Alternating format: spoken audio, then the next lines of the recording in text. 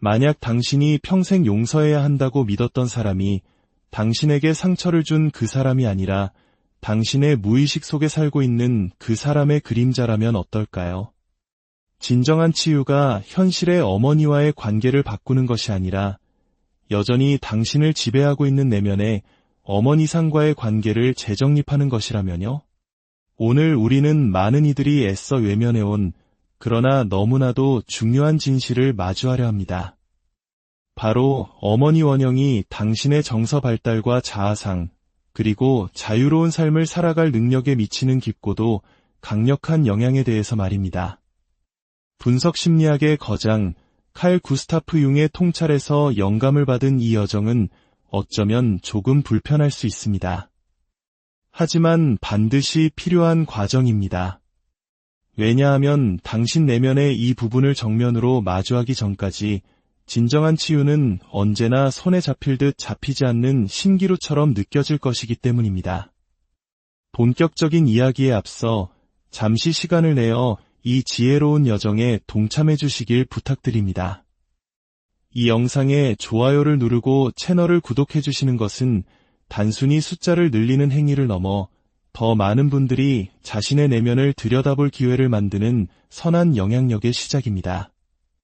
당신의 작은 관심이 누군가에게는 인생을 바꿀 깨달음의 빛이 될 수 있습니다. 당신의 선한 마음에 축복이 깃들기를 기원하며 이제 시작하겠습니다.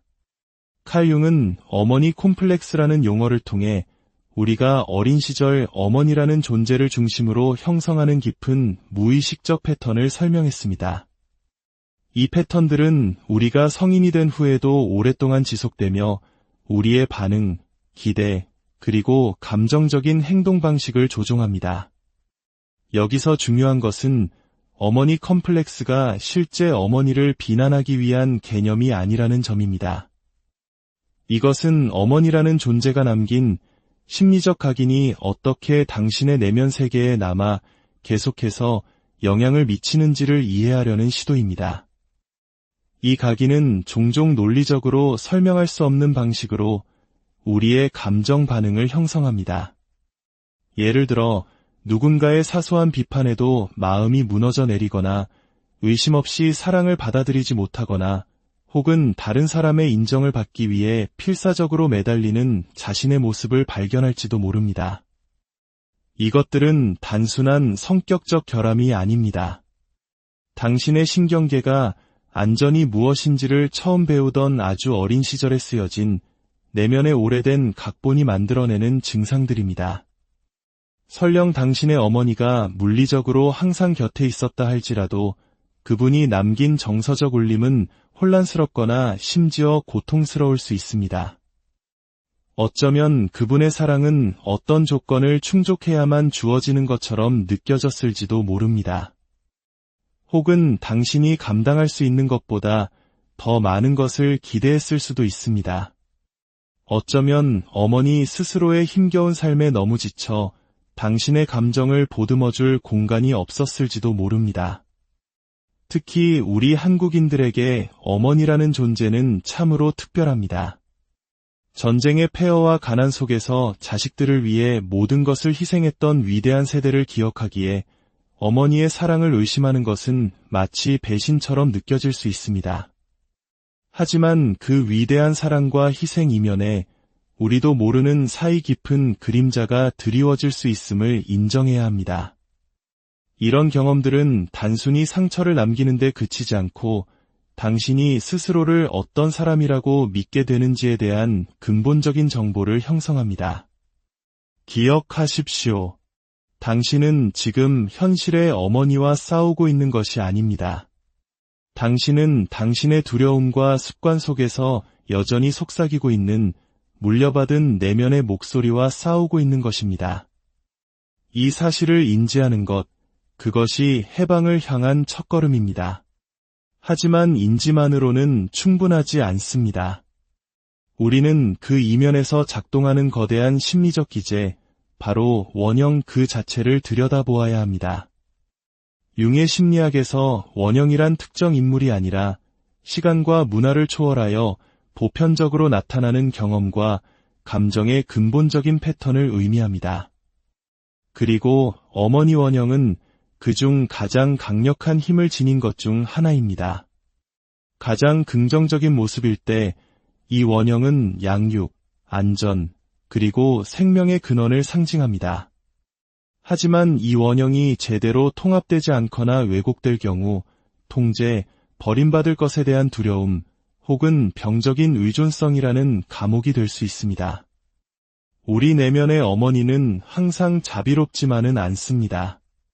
때로는 혹독하고 비판적이며 가차 없습니다. 그 목소리는 이렇게 속삭입니다. 너는 완벽해야만 사랑받을 자격이 있어.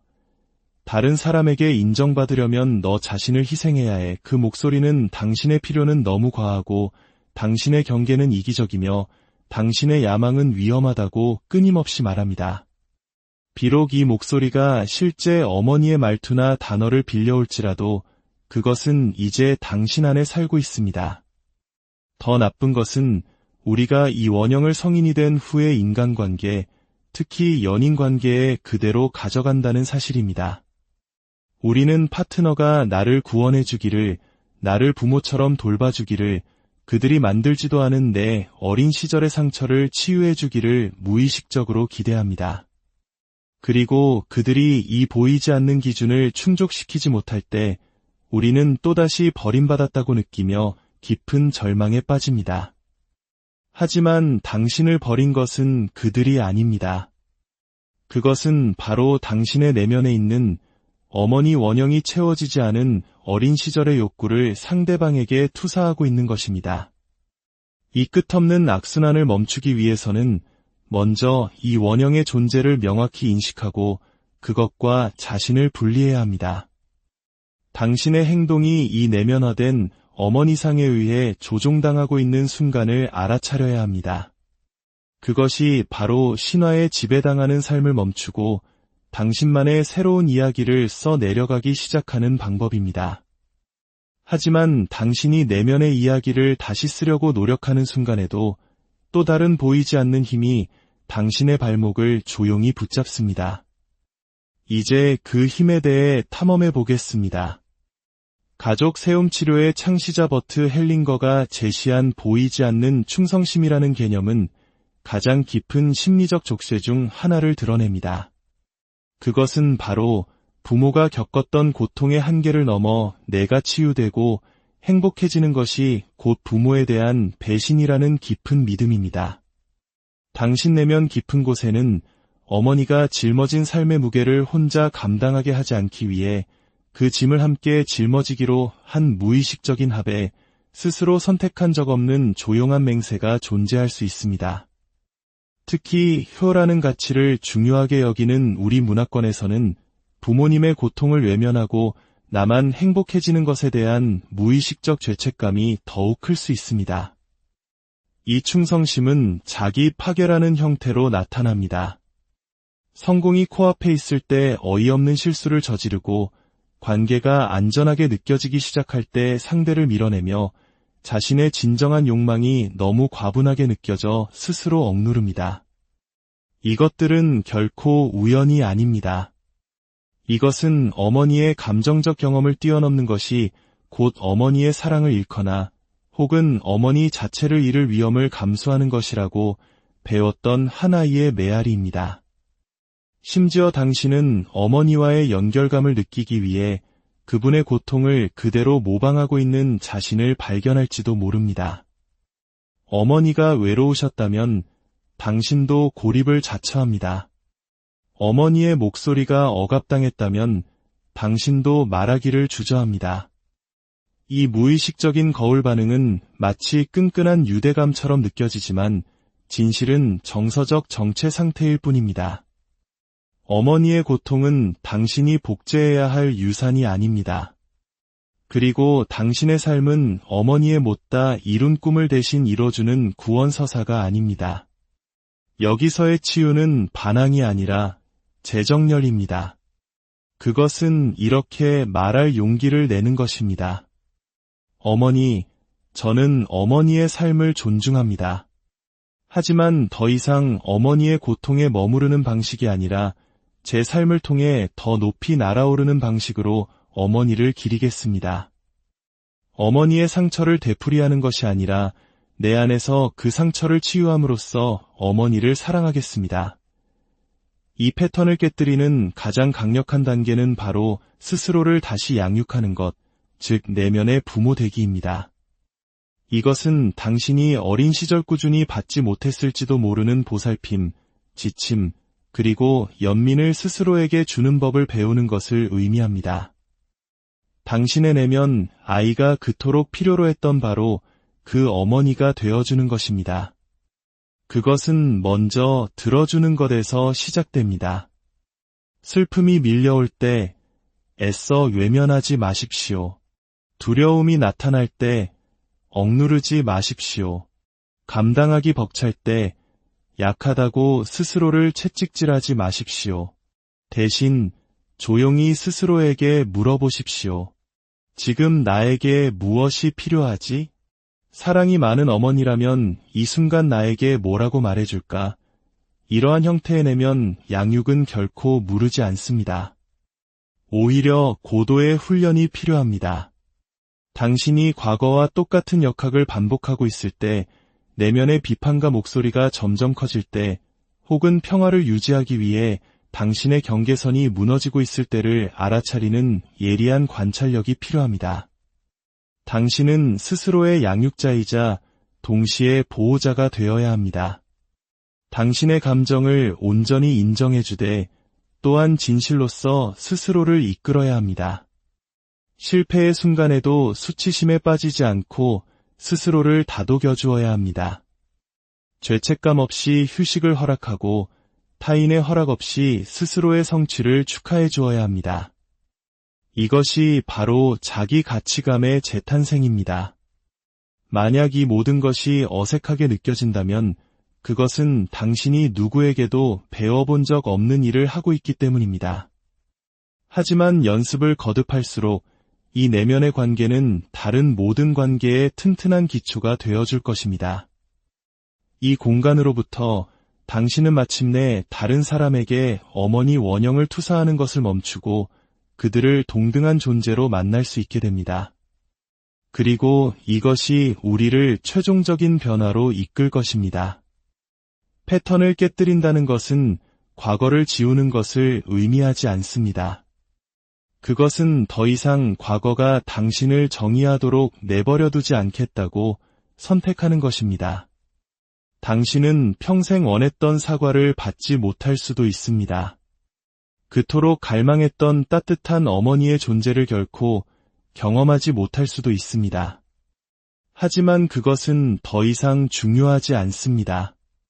중요한 것은 당신은 더 이상 어린아이가 아니라는 사실입니다. 이제 당신은 선택할 수 있습니다.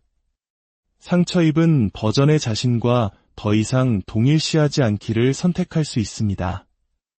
치유를 위해 다른 누군가가 변해야만 한다는 신화를 내려놓기를 선택할 수 있습니다. 그리고 더 이상 존재하지 않는 과거의 당신을 위해 쓰여진 규칙 아래에서 사는 것을 멈추기로 선택할 수 있습니다. 이것은 고통을 부정하는 것이 아닙니다. 더 이상 고통을 당신의 안식처로 삼지 않겠다는 의식적인 결단입니다. 죄책감을 피하기 위해 마지못해 내라고 말하는 작은 순간들을 알아차리는 것부터 시작하십시오.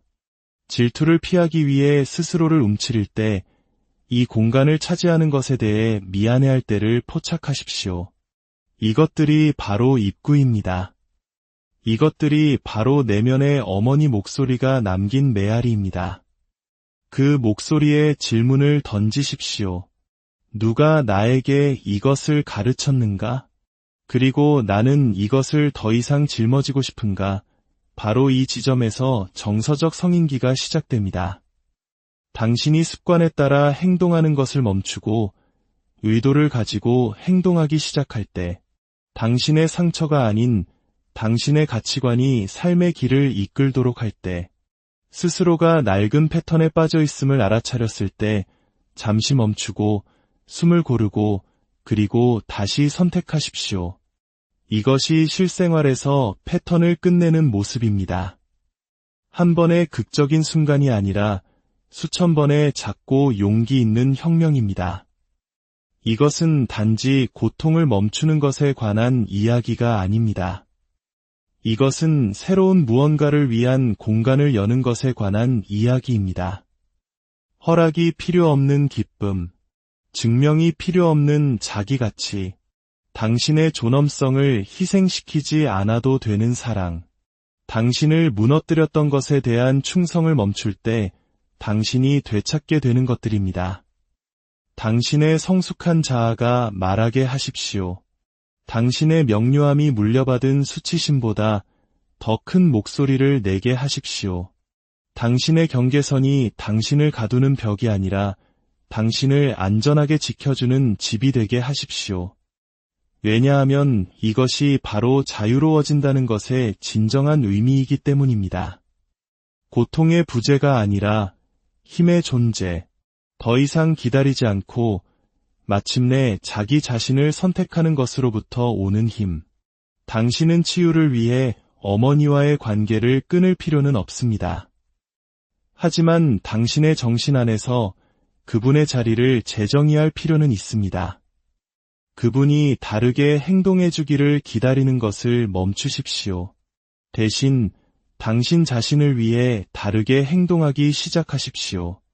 당신이 그토록 찾아 헤매던 어머니는 당신의 과거에 있지 않습니다. 그 어머니는 당신 안에 있습니다. 바로 당신 자신입니다. 당신이 그 내면의 어머니를 의식적으로 통합하면 할수록 외부의 어머니에게 의존할 필요는 점점 줄어들 것입니다. 그리고 바로 그 자리에서 당신은 의존 없이, 원망 없이, 왜곡 없이 진정으로 사랑할 수 있게 될 것입니다. 오늘의 이야기가 당신의 마음에 깊은 울림을 주었다면 댓글에 이렇게 남겨주십시오. 나는 이 패턴의 끝입니다. 당신의 선언이 새로운 시작을 알리는 힘찬 종소리가 될 것입니다. 이 이야기가 당신의 내면을 되찾는 여정의 작은 등불이 되었기를 바랍니다. 이것은 당신 이야기의 끝이 아닙니다. 당신이 직접 저자가 되어 써내려갈 새로운 이야기의 시작입니다. 당신이 다시 펜을 잡는 순간입니다. 완벽할 필요는 없습니다. 그저 온전히 현재에 존재하면 됩니다. 당신은 당신의 상처가 아닙니다. 당신은 그 상처를 치유하고 있는 존재입니다. 그리고 그것이 모든 것을